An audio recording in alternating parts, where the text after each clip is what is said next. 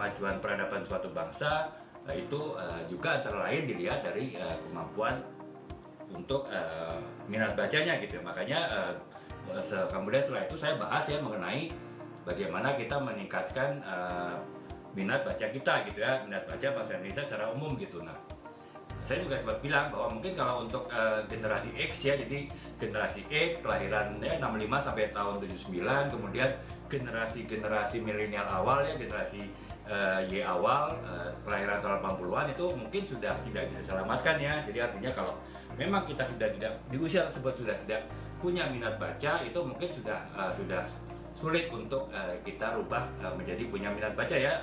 Seperti misalnya besi kan, kalau besi kalau masih panas itu masih bisa kita rubah-rubah ya teman-teman ya, kalau di tukang besi gitu. Tapi kalau besi itu sudah dingin, sudah sekian lama dipanasi kemudian dibiarkan dingin, itu tentu nggak bisa ditekuk-tekuk lagi gitu kan, atau nggak bisa dibentuk lagi besinya gitu. Kalaupun kita mau coba bentuk, malah mungkin besinya akan patah ataupun juga retak gitu. Makanya ya kemarin terakhir kita bahas mengenai bagaimana kita meningkatkan budaya baca, tapi memang lebih fokus kepada usia di bawah 40 ya. Jadi dari mulai lahir sampai dengan remaja dan sampai dewasa ya, umur-umur 30-an tahun mungkin masih bisa kita tingkatkan minat bacanya gitu. Sementara kalau ya itu tadi umur 40 ke atas yang sudah tidak mungkin kita rubah budaya membacanya, minat bacanya. Setidaknya mungkin dengan kita konsen terhadap terhadap minat membaca, terhadap budaya membaca, kita bisa ya, walaupun kita tidak bisa merubah diri kita, tapi mungkin kita